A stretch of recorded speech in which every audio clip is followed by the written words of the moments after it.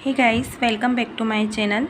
आज के एग्ज़ाम में मैं आपको कंप्यूटर का टॉपिक एमएस ऑफिस पार्ट 1 पढ़ाने वाली हूँ, जो कि हमारे आने वाली सभी बैंक के एग्ज़ाम, ईसीजीसी पीओ एग्ज़ाम के लिए बहुत ही इम्पोर्टेंट है।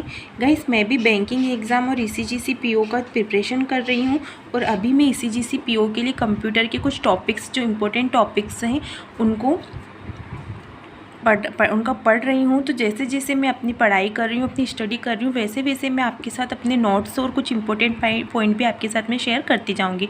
सबसे पहले आज हम पढ़ने वाले एमएस ऑफिस पार्ट फर्स्ट। इसका पार्ट फर्स्ट हम पढ़ने वाले हैं, जिसमें कि हम पढ़ेंगे introduction to MS Office. MS Office का इंट्रोडक्शन हम इसमें पढ़ने वाले हैं।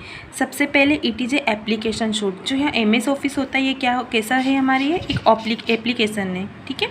Developed by Microsoft. इसको किसने डेवलप किया था? माइक्रोसॉफ्ट के द्वारा इसे डेवलप किया गया था। फाउंडर है इसके माइक्रोसॉफ्ट कंपनी। जो फाउंडर है इसके कौन है? माइक्रोसॉफ्ट कंपनी के फाउंडर बिल गेट्स से है और पॉल एलन है। बिल गेट्स और पॉल एलन जो ये 2018 में इनकी 2018 एग्जैक्ट मुझे पता नहीं है, बट 2018 में ये एक्सपायर हो चुके हैं और बिल गेट्स अभी इसके रिसेंटली हैं। तो इसके फाउंडर दो लोग हैं, बिल गेट्स और पॉल एलन, ठीक है।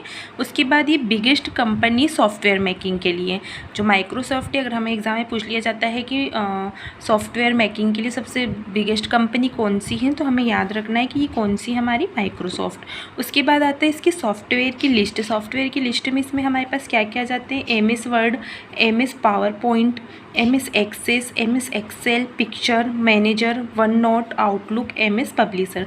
इसमें से जो सबसे ज़्यादा इंपॉर्टेंट एग्जाम में जिससे क्वेश्चन आते हैं वो हमारा होता है MS Word, MS power point और एमएस एक्सेल, ठीक है। हम पढ़ेंगे ये सारी लिस्ट, लेकिन जो ज़्यादा इंपॉर्टेंट है उसे डिटेल में पढ़ेंगे और बाकी को हम शॉर्ट में पढ़ेंगे।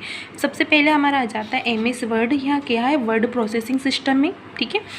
That is used for prepare document, books, autobiography etc। MS word का यूज़ कहाँ किया जाता है?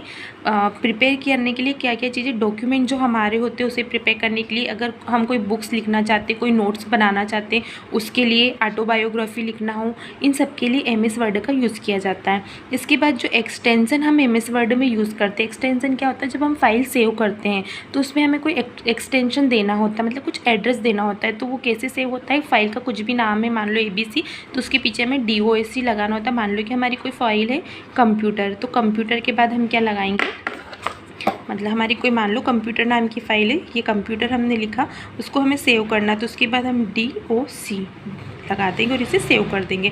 इसके अलावा ये 2003 और उससे पहले DOC यूज़ होता था, उसके बाद 2007 और उसके बाद से हम इसमें X ऐड कर दिया, .docx यूज़ करते। क्यों यूज़ करते हैं? X का मतलब होता है XML, मतलब एक्सटेंसिबल मार्कअप लैंग्वेज। इसका मतलब ये होता है कि ये हर प्लेटफॉर्म पे, मतलब हमारे जो ब्राउज़र होते हैं हम उस पर भी इसको ओपन कर सकते हैं, इसलिए इसमें हमने X को लगाया, एक्सटेंसिबल मार्कअप लैंग्वेज, मतलब जो हमारे ब्राउज़र पर भी जो रन हो जाती है। उसके बाद जो हमारा सेकेंड टॉपिक आता है, ये हमारा MS PowerPoint. MS power point ये क्या? That is used for create presentation. MS power point का यूज़ हम करते हैं प्रेजेंटेशन के लिए, एनिमेशन के लिए, हैंड आउट के लिए। प्रेजेंटेशन बहुत हमने सुना है कंपनी वगैरह में आजकल जो प्रेजेंटेशन वगैरह जो चलते हैं ऑनलाइन, उसमें। उसके बाद जो एनिमेशन रिलेटेड जितने भी वर्क होते हैं उसके लिए। हैंड आउट का मतलब होता है प्रिंटेड नोट्स और पावर फाइल। जैसे जो हमारे नोट्स होते हैं वो किस में, हमको अगर प्रिंटेड फॉर्म में चाहिए तो वो क्या होता है? हमारा हैंड आउट होता है। तो ये कहाँ बनाए जाते हैं? पावर पॉइंट में बनाए जाते हैं। इसका एक्सटेंशन 2003 और उससे पहले था .ppt करके, और इसमें भी जब आफ्टर 2017 के बाद इसको भी .pptx हो गया। X का मतलब वही है जिससे पहले हमने पढ़ा था। नेक्स्ट हमारा आ जाता है एमएस एक्सेल। एमएस एक्सेल का यूज़ कहाँ? ये कैसे? स्प्रेडशीट प्रोग्राम के लिए यूज़ किया जाता है, ठीक है। फिर used for accounting, bill, report, calculating. इसका यूज़ कहाँ होता है? एमएस एक्सेल में हम क्या कर सकते हैं? अकाउंटिंग करते हैं, जो बिल बनाए जाते हैं उसके लिए, रिपोर्ट्स के लिए, या फिर किसी तरह की कैलकुलेशन के लिए इसका यूज़ किया जाता है। इसके एक्सटेंशन होते हैं 2003 एंड बिफोर .xls और 2007 एंड बिफोर, उसके बाद हमने यूज़ किया .xlsx, ठीक है। उसके बाद आता है एमएस एक्सेस। एमएस एक्सेस जो होता है ये क्या होता है? एक RDBMS है। RDBMS मतलब क्या होता है? ये डाटाबेस मैनेजमेंट सिस्टम है, मतलब रिलेशनल डेटाबेस मैनेजमेंट सिस्टम। इसमें रिलेशन बताए जाते हैं दो या दो से अधिक क्वांटिटी के बीच में। इसका जो एक्सटेंशन होता है 2003 और उसके पहले था .mdb। mdb का मतलब क्या होता है? एम मतलब माइक्रोसॉफ्ट डाटा बेस, और जो उसके 2017 और उसके बाद जो यूज़ किया वो .accdb। SCC का मतलब होता है एक्सेस डाटाबेस, ठीक है। उसके बाद आता है हमारा कुछ ये इंपॉर्टेंट पॉइंट था जो यहाँ नोट डाउन किया है मैंने। मेन नेम डॉट एक्सटेंशन, मतलब जब हमें फाइल सेव करनी होती है तो हम क्या करेंगे, पहले उसका मेन नेम लिखेंगे, एक्सटेंशन देंगे। तो क्वेश्चन इस तरह से पूछा जाएगा कि जब हम इसमें MS एक्सेस में या पावर पॉइंट में जब हम किसी फाइल को सेव करते हैं तो फाइल को और एक्सटेंशन को किसके द्वारा सेपरेट किया जाता है, तो ये सेपरेट होता है डॉट के द्वारा। इस डॉट का वहाँ आपको ऑप्शन में डॉट नहीं मिलेगा, डॉट का आपको नाम मिलेगा पीरियड। इसे क्या पढ़ा जाता है, पीरियड पढ़ा जाता है, ठीक है। ये इसका एग्जाम्पल है, computer.txt ये फाइल का नाम है। फिर आता है MS आउटलुक। MS आउटलुक का यूज़ किया जाता है ईमेल के लिए, कैलेंडर, शेड्यूलर के लिए, कॉन्टैक्ट और एड्रेस बुक के लिए।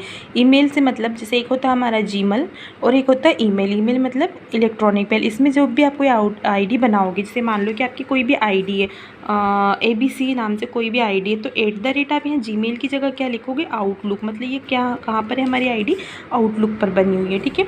इसके बाद इसका यूज़ होता है कैलेंडर के लिए, शेड्यूलर के लिए, मतलब आप कुछ भी चीज़ शेड्यूल कर सकते हो। मान लो आपको कोई भी चार्ट, टाइम टेबल बनाना, कुछ भी बनाना, तो आप यहाँ पे आपका शेड्यूल सेव कर सकते हैं। देन उसके बाद आप अपने कॉन्टैक्ट सेव कर सकते हैं, जैसे कि हमारे जीमेल ID पे कॉन्टैक्ट सेव होते हैं वैसे। और एड्रेस बुक के लिए मतलब आप अपना एड्रेस भी यहाँ पर सेव कर सकते हो। तो आउटलुक का हमें याद रखना है कि आउटलुक का यूज़ कहाँ होता है। जैसे हमसे एग्जाम में पूछ लिया जाता है कि बताइए कि ईमेल इनमें से किस सॉफ्टवेयर की लिस्ट में आता है। ऑप्शन दे दिया जाएगा, पावर पॉइंट हुआ, आउटलुक हुआ, MS एक्सेस हुआ, MS पब्लिशर हुआ, तो हमें क्या टिक लगाना है, आउटलुक लगाना है। उसके बाद इसका कोई एक्सटेंशन रिक्वायर्ड नहीं। तो देखो जब भी हम कोई जीमेल ID लिखते हैं तो कोई एक्सटेंशन चाहिए होता है, नहीं चाहिए होता है। तो यहाँ पर हमें किसी भी एक्सटेंशन की रिक्वायरमेंट नहीं होती, इसलिए इसमें कोई भी एक्सटेंशन नहीं होता है। नेक्स्ट हमारा आता है MS पब्लिशर। पब्लिशर जो होता है ये किससे, ग्रीटिंग कार्ड की डिज़ाइन के लिए, 3D ड्राइंग के लिए, प्रोस्पेक्टस के लिए, 3D मॉडलिंग के लिए इसका यूज़ किया जाता है।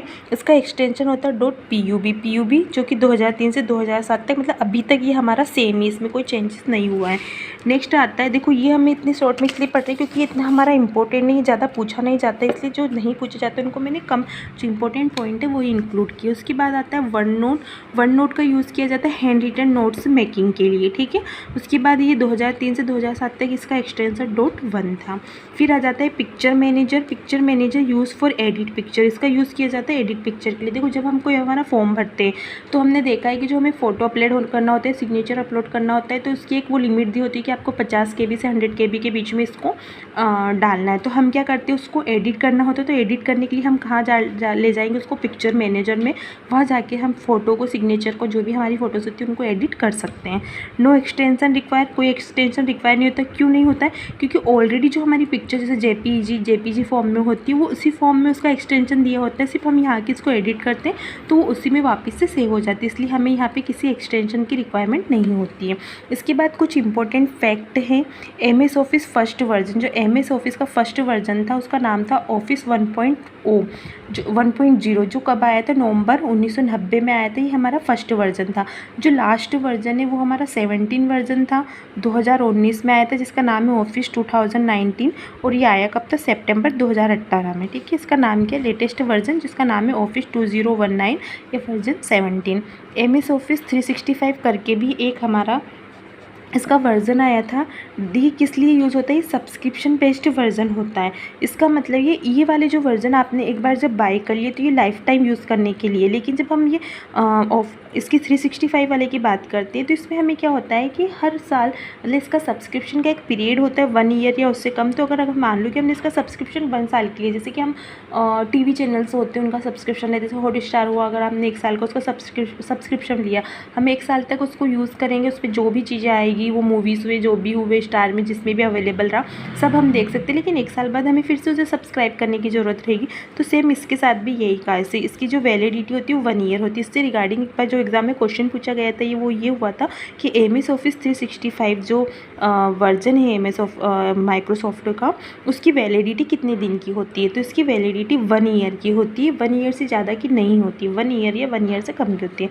उसके बाद ये कुछ दिए हुए जो वैलिड वर्जन है ये आप इनमें देख लेना, ओके। अगर आपको जितना आज मैंने बताया इसमें से किसी चीज़ में कहीं भी प्रॉब्लम हो तो आप प्लीज़ मुझे कमेंट करिए, मैं आपके डाउट दूर करने की पूरी कोशिश करूँगी और आगे भी मैं आपसे इसी टॉपिक से रिलेटेड वीडियो अपलोड कर दूँगी। प्लीज़ आप मुझे सपोर्ट कीजिए, मेरे चैनल को सब्सक्राइब कीजिए, लाइक कीजिए, शेयर कीजिए। Thank you.